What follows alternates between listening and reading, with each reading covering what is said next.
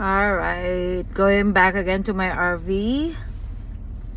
So I'm planning to sleep there again, okay? Kasi I'd rather sleep where I can actually take a good rest. Kasi once I'm at home, kasama si Bubbles, mananatili na naman akong gising yan. Saka na lang nakakatulog pag yung sobrang madaling araw na. So at least in my RV, after I eat and everything, and then I just can close my eyes and then dire-diretso yung tulog na yun. So at least matahimik naman ako, diva. So anyway, mamiss ko na again tonight. But kailangan tiisin ko para naman magkaroon ako ng magandang pagtulog ngayong gabi, because tomorrow I have to go back again to work, diba? So anyway, mga anak, thank you so much. Thank you for always being there for me. Okay? Thanks. Okay, kararating ko lang dito sa RV park na kung saan ko pinark yung aking RV. And then nakita ko may, ewan ko, mag-ina ba yun? Nasa may gate, tabi lang ng gate, kasi nakita ko na may nagtapon kasi ng parang yung parang tawag dito, bed doon, yung mattress ng bed. Tapos ngayon nakita ko doon na lang sila tutulog, pagkatapos sobrang lamig doon, sobrang lamig, giniginaw.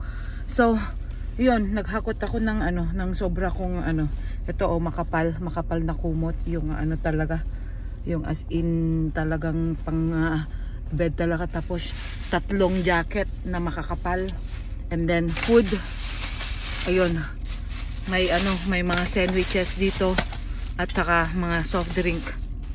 Yon, kawawa naman sila, Diyos ko. Nakita ko lang ngayon pagpasok ko, kawawa talaga. Doon na lang talaga sila na nakahiga. So puntahan ko na.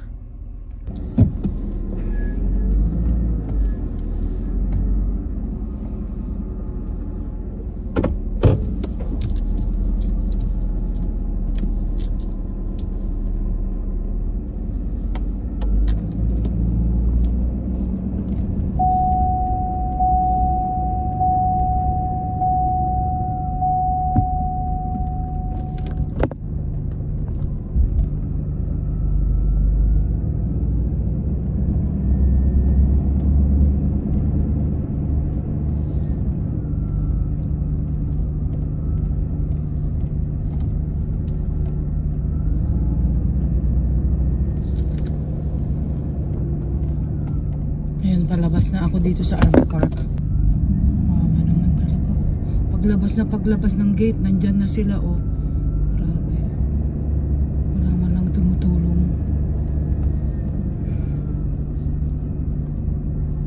Guys, kahit pa paano, makatulong naman ako kahit konti. Kawawa talaga. Alright, the gate is opening.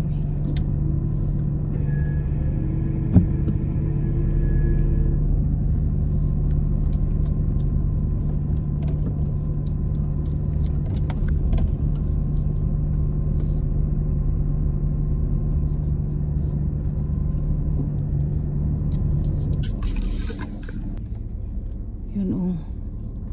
Doon na lang talaga sila. Dito ko na lang i-park. Kawawa, oh.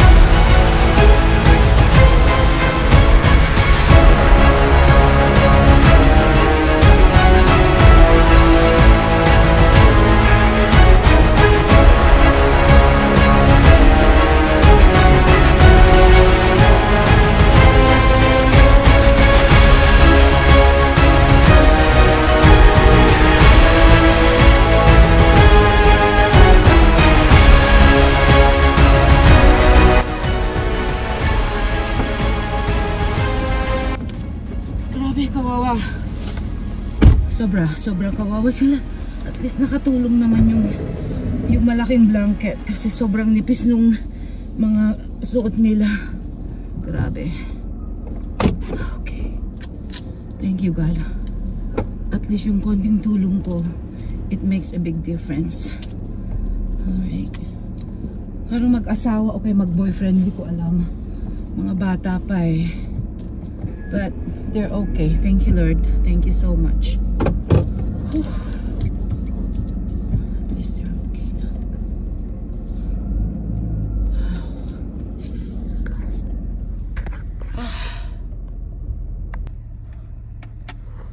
Alright. Ang sarap ng feeling talaga pag nakatulong ka, lalo sa mga taong talagang sobrang nangailangan ng tulong kasi sobrang ginaw, sobrang lamig. Ako nga mismo sobrang lamig. So mabuti na may extra blanket ako na sobrang makapal. Tapos 3 jacket na sobrang makakapal din. And then yung sandwiches na mga galing dun sa RV ko kasi pinuno ko yun ng mga pagkain, di ba? Tapos yun yung mga soft drink din na na in cans.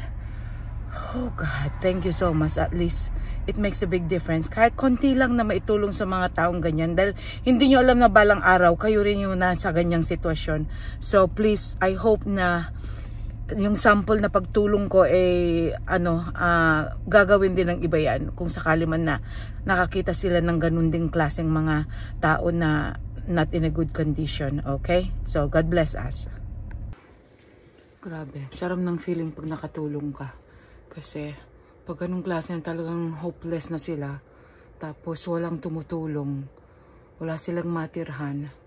My goodness, buti na lang dumaan talaga ako. Kasi kanina, tuloy-tuloy na lang sana ako dun sa bahay. Tapos naalala ko, sabi ko, punta muna ako dun kasi kailangan magpahinga ako. Tapos, kasi may mga binili rin akong pang dekorasyon ko pa, pang dagdag sa dekorasyon ko, yung mga ganun. So I thought, daan ako. So, nadaanan ko sila. Kawawa. Diyos ko, mag-asawa pala yun. Okay, mag-boyfriend. Mga bata pa.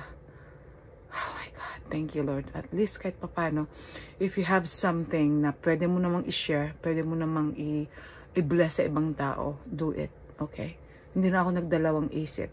Talagang, kahit yung mga jacket ko talaga na na talagang sobrang pinakaiingatan ko na talagang hindi ko pa nga nagagamit sa tutulong kasi ako minsan pag may mga nagustuhan akong bilhin tapos ini-stock ko para in case balang araw magamit. At least kahit paano, ayun, nagamit pero sa ibang tao. Katulad ng minsan, kabibili ko lang pagtapos it so happen na mayroon namang matanda. Tapos sabi niya na I'm cold, sabing ganun. So yun, binigay ko talaga. Walang pakundangan. You don't have to have second thought. Once na gusto mong bigyan yung tao, talagang, they are the ones na talagang kinakailangan talaga ng tulong. So, hopefully, yung mga ganitong konting pagtulong ay magiging, mag-multiply yan, di ba? Kailangan na, kung sakali man yung na-example ko, gagawin din ng ibang tao para ma-multiply. So, the more that we help, at least yung mga ibang tao din gagawin din. Para, it makes a big difference. We cannot save the whole world. But at least pag na-save mo yung mga tao talaga na sobrang nangangailangan. Kasi once na nandun ka rin sa kanilang sitwasyon, I am sure na kailangan mo rin talaga ng tulong. Okay? Amen. Okay, it's time for my dinner right now. Some pork. And then of course my salad. So, kain muna ako bago ako makapagpahinga. Kain muna.